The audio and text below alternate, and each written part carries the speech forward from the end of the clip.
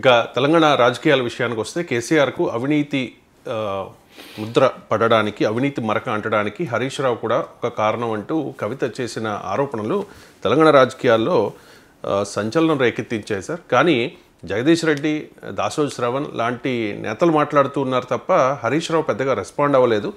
వాస్తవానికి కవిత ఈ వ్యాఖ్యలు, ఈ ఆరోపణలు చేసినప్పుడు లండన్ పర్యటనలో ఉన్నారు హరీష్ రావు. కానీ వచ్చిన తర్వాత కూడా పెద్దగా రెస్పాండ్ అవ్వలేదు. కవిత విజ్ఞతకే వదిలేస్తూ ఉన్నాను అంటూ చిరునవ్వుతో ఆయన సమాధానం చెప్పారు.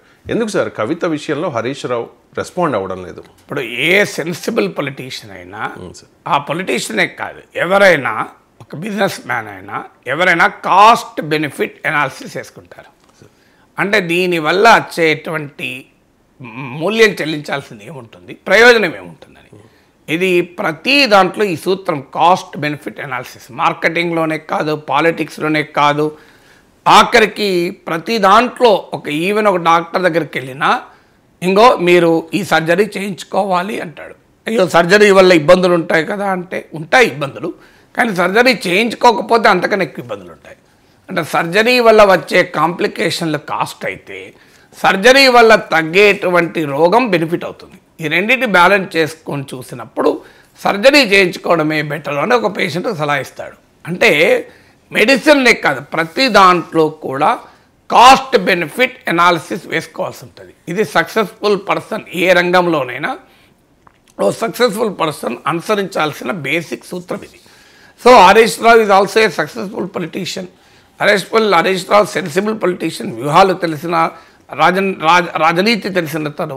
సో ఆయన కూడా బహుశా కాస్ట్ బెనిఫిట్ ఎనాలిసిస్ వేసుకొని ఉంటాడు. దీనికి రియాక్ట్ అయితే వచ్చే బెనిఫిట్ ఏంటి, రియాక్ట్ అయితే వచ్చే లాస్ ఏంటి, రియాక్ట్ కాకపోతే వచ్చే లాస్ ఏంటి, రియాక్ట్ కాకపోతే వచ్చే బెనిఫిట్ ఏంటి అని లెక్కలేసుకుంటాడు కదా. ఇప్పుడు ఆయన రియాక్ట్ కావడం వల్ల ఏంటి జరుగుతుంది, సో కవిత మరింతగా మాట్లాడటానికి ఒక స్కోప్ ఇచ్చడం, అది హరీష్ రావుకి వచ్చే లాభమే లేదు కదా. తర్వాత political profile, political stature, credibility, పాలిటిక్స్లో పాపులారిటీ, ఈ డిఫరెంట్ ఇండికేటర్స్లో తీసినప్పుడు హరీష్ రావుకు కవితకు కంపేర్ చేస్తే మీకు జమీన్ ఆస్మాన్ ఫరక్ అంటారు. ఆకాశానికి భూమికి ఉన్నంత తేడా. మీకు కవితతో పోలిస్తే హరీష్ రావు ఇది మెనీ టైమ్స్ హయ్యర్. ఇది అందరికీ తెలుసు. ఈవెన్ కవిత మద్దతుదారులైనా ఆధరికాలు అంగీకరించక తప్పదు. మీకు ఏ రకంగా చూసినా హరీష్ రావు ఇది బిగ్గర్ లీడర్. సో ఎప్పుడు కూడా ఎవరైనా కూడా హయ్యర్ లెవెల్లో ఉన్న అతను రియాక్ట్ కాకపోవడం వల్ల ఎక్కువ బెనిఫిట్ ఉంటుంది. ఎందుకు రియాక్ట్ కావాలి? ఇప్పుడు నాగేశ్వర్ అనే వ్యక్తి ఉన్నాడు, నా పైన ఏదైనా ఒక పార్టీలో ఒక పెద్ద లీడర్ కామెంట్ చేశాడు, నేను రియాక్ట్ అవుతాను.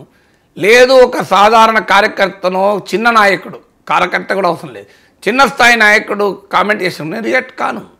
ఎందుకంటే నేను రియాక్ట్ కావడం వల్ల ఆ నాయకుడికి బెనిఫిట్ అవుతుంది, నాకు బెనిఫిట్ ఎప్పుడు అవుతుంది? నాపై ఉదాహరణకు ఎవరైనా కేసీఆర్ నన్ను ఏమన్నా అనడంకో, నేను రియాక్ట్ అయితే లాభం. కానీ ఎవరో ఒకరు సాధారణ ఒక ఎమ్మెల్యే, బీఆర్ఎస్ ఎమ్మెల్యే నన్ను అన్నాడనుకో, నేను ఎందుకు రియాక్ట్ అవుతా? నవ్వురుకుంటా. సో అందువల్ల నాలాంటోడు ఇంత సింపుల్ ఎనాలిసిస్ చేసుకుని హరీష్ రావు వేసుకోడా, ఆయనకు ఎంత అనుభవం ఉంది. సో ఇప్పుడు తనకన్నా పొలిటికల్ స్టేచర్, ప్రొఫైల్ అండ్ పాపులారిటీలో తక్కువ కవిత పైన రియాక్ట్ అయ్యి, కవితకున్న ఒక్కటే అంశం ఏంటంటే కేసీఆర్ కూతురు. హరీష్ రావు కన్నా ఆ ఒక్క విషయంలోనే కేసీఆర్తో ఉన్న ఫ్యామిలీ రిలేషన్షిప్లో కవిత హయ్యర్ లెవెల్లో ఉంటుంది. ఇక మిగతా పాలిటిక్స్ బీఆర్ఎస్లోకి వచ్చే వరకు హరీష్ రావు హయ్యర్ లెవెల్లో ఉంటాడు. కానీ కవిత ఎప్పుడైతే బీఆర్ఎస్ నుంచి కేసీఆర్ ఎక్స్పెల్ చేశాడో, హరీష్ రావుతో కంపారిజన్లో ఉన్న ఆ ఒక్క డైమెన్షన్ కూడా పోయింది. అందువల్ల ఇప్పుడు ఆయన ఎందుకు రియాక్ట్ కావాలి? రియాక్ట్ అయితే ఆయనకు వచ్చే బెనిఫిట్ ఏంటి? ఈ చర్చను, ఈ రచ్చను మరింత పెంచడమే అయితే తప్ప ఏమీ లేదు. పోనీ ఇలా రియాక్ట్ కావడం వల్ల కవిత ఏమైనా ఆగుతుందా? ఆగదు. కవిత మళ్ళీ కంటిన్యూ, ఎందుకంటే కవిత కోరుకుంటున్నదే అది కదా. హరీష్ రావు కూడా రెస్పాండ్ కావాలి అని కోరుకుంటారు.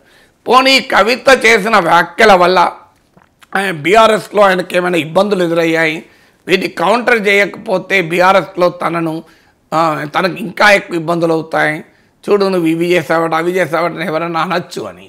కానీ కవిత హరీష్ రావు పైన చేసిన విమర్శలన్నీ వాస్తవంగా కేసీఆర్కే తాకుతాయి. ఇప్పుడు కాళేశ్వరంలో అవినీతి చేశాడు హరీష్ రావు అనేది ఆరోపణ. కామన్ సెన్స్తో ఆలోచించినా మనకు అర్థమవుతుంది. ముఖ్యమంత్రి కేసీఆర్ ఉండగా హరీష్ రావు ప్రత్యేకంగా అవినీతి చేసేది ఉంటుందా? అవినీతి అంటూ జరిగితే అది కేసీఆరే చేయాలి హోల్సేల్గా. హరీష్ రావుకి ఏమైనా రిటైల్ అవకాశమే ఉంటుంది. అవినీతి అంటూ జరగకపోతే హరీష్ రావుకు అంటదు మరక, కేసీఆర్కి అంటదు. కానీ కవిత లాజిక్ ఏంటి? హరీష్ రావు అవినీతి చేసి కేసీఆర్కి మరకంటించాడని. కేసీఆర్ అంతా మరకంటించుకునే చిన్నపిల్లవాడు కాదు. KCR is a మచ్యూర్డ్ political leader. బీఆర్ఎస్లో ఆయనే లయన్, ఆయనే టైగర్. ఇక ఆయన ఏదో అసమర్థ నాయకుడిగా, ఆయన ఏదో అమాయకుడిగా, ఆయన ఏదో మిగతా వాళ్ళు చెప్పినట్టు నాయకుడు కాదు కదా. కేసీఆర్ ఏకకాలంలో football, cricket, hockey, throwball, kabaddi అన్నాడతాడు. ఆయన ప్రత్యర్థులనే ఆడగలిగే నాయకుడు. అందులో కేసీఆర్ని అవుట్ స్మార్ట్ చేసే కెపాసిటీ హరీష్ రావు కాదు, ఎవరికి లేదు. బీఆర్ఎస్లో అందరికీ తెలుసు, పాలిటిక్స్లో ఎవరైనా కేసీఆర్ సొంత కొడుకు కూడా అవకాశం ఇవ్వడు. కేసీఆర్ పొలిటికల్ సైకాలజీ తెలిసిన మీరు ఎవరినైనా అడగండి, కేసీఆర్ కొన్ని విషయాల్లో కొడుకు బిడ్డలను కూడా దగ్గరికి రానియడు అని. కొన్ని విషయాల్లో కేసీఆర్ మనసులోనే ఉంటుంది తప్ప అది ఎవరితోనూ షేర్ చేసుకోడు కేసీఆర్ అని, అవసరం వచ్చినప్పుడు తప్ప. That is how KCR works. అందుకే ఆయన ఓ డిప్యూటీ స్పీకర్గా పనిచేస్తూ బయటికి వచ్చి తెలంగాణ నినాదం అనేది ఇస్తే ఎవరైనా పట్టించుకుంటారా అనే ప్రశ్న ఉన్న సమయంలో ఆయన బయటికి వచ్చి, అది కూడా అప్పుడు అత్యంత శక్తివంతమైన నాయకులు ఉన్న చంద్రబాబు నాయుడు ముఖ్యమంత్రిగా ఉండగా, రాజశేఖర రెడ్డి నాయకత్వంలో కాంగ్రెస్ పార్టీ బలమైన ప్రతిపక్షంగా తెలంగాణలో కూడా ఉండగా కేసీఆర్ బయటకు వచ్చాడు. 10 దశాబ్దంకు పైగా తెలంగాణ నినాదాన్ని ఒక ఉద్యమంగా మలచి ఆఖరికి విజయ తీరాలకు చేర్చినటువంటి ఒక బలమైన నాయకుడు కేసీఆర్ కదా. దేశంలోనే అనేక రాజకీయ పార్టీలు ఒప్పించి తెలంగాణకు అనుకూలంగా లెటర్లు తిప్పించిన నాయకుడు కదా. కేసీఆర్ను విమర్శించేదానికి విమర్శించవచ్చు ఎవరైనా, కానీ కేసీఆర్కు ఉన్న స్ట్రెంత్లను మనం తగ్గించకూడదు కదా. అలాంటి కేసీఆర్ కన్నులు గప్పి కేసీఆర్కు తెలియకుండా హరీష్ రావు అవినీతి చేసే అవకాశమే లేదు కదా. అందువల్ల ఇప్పుడు కవిత చేసిన ఏ విమర్శలైనా they are not Harish Rao specific. అది ఒక రకంగా కేసీఆర్కు వర్తిస్తాయి, ఒక రకంగా మెయిన్గా కేసీఆర్కి వర్తిస్తాయి, అలాగే బీఆర్ఎస్ పార్టీ మొత్తానికి వర్తిస్తాయి. అన్నిటికీ మించేది బీఆర్ఎస్ ప్రత్యర్థులకు ఆయుధాలు అయ్యాయి. ఇప్పుడు హరీష్ రావు డిఫెండ్ చేసుకోవాల్సిన అవసరం ఏమున్నది? పార్టీ యావత్తు ఆయన డిఫెన్స్కి వచ్చింది కదా. కేటీఆర్ హరీష్ రావుకు పోటీ అనుకునే కేటీఆర్ కూడా 6 అడుగుల డైనమైట్ హరీష్ రావు, డైనమిక్ హరీష్ రావు అంటూ ట్వీట్ చేశారు కదా. పార్టీయే 6 అడుగుల బుల్లెట్ అని ట్వీట్ చేసింది కదా. ఇలా పార్టీ యావత్తు సోషల్ మీడియాలోనూ బహిరంగంగానే హరీష్ రావుకు మద్దతుగా ఎన్నడూ లేని రీతిలో తనకు మద్దతుగా వచ్చినప్పుడు ఇప్పుడు ఆయన ఎందుకు యుద్ధం చేయాలి? ఇప్పుడు యుద్ధము రాజు ఎప్పుడు చేస్తాడు? మీరు సైన్యాధిపతి, రాజు కాదు. ఇప్పుడు సర్వ సైన్యాధిపతి ఎప్పుడు యుద్ధం చేస్తాడు? దండనాయకులు మిగతా వాళ్ళంతా ఓడిపోయినాక కదా. ఇప్పుడు సైన్యాధిపతి పైన ఆరోపణలు వస్తే చక్రవర్తి సమర్థనకు వస్తున్నాడు. ఇంకా కాదు, చక్రవర్తి యువరాజుతో సహా అందరు వస్తున్నారు. ఇక సర్వసైన్యాధిపతికి ఎందుకు అవసరం? ప్రశాంతంగా ఉంటే అయిపోతుంది కదా. సో అందరూ తనను సమర్థిస్తుంటే పార్టీ మొత్తం ఇప్పుడు ఆ బాధ్యత ఏదో హరీష్ రావు భుజాన్ని ఎందుకు ఎత్తుకోవాలి? సో ఆయనకు అవసరం ఏంటి అనేది ఒక ఫండమెంటల్ పాయింట్ కదా. ఇందులో ఇవన్నీ మళ్ళీ పర్సనల్ ఆరోపణలు, ఇదేమీ తేలేది లేదు, ఇదేమీ ప్రజాకోర్టులో నిలబడి తీర్పు చెప్పగలిగే అంశాలే కాదు. పరస్పర ఆరోపణలు, వీళ్ళ మీద వాళ్ళ మీద ఆరోపణలు చేసుకుంటారు. సో ఈ వార్ ఆఫ్ వర్డ్స్లోకి దిగి తన సమయాన్ని వృధా చేసుకోవడము, మనసు ఇంకా తలనొప్పి తెచ్చుకోవడము, రోజుకు 2 కాఫీలు తాగేవాళ్ళు 20 కాఫీలు తాగాల్సిన పరిస్థితి తెచ్చుకుంటాడా? సో అందుకే Harish Rao simply said fine, ఆమె విఘ్నతకే వదిలేస్తున్నా. అన్నిటికీ మించి ఆమె కేసీఆర్ కూతురు.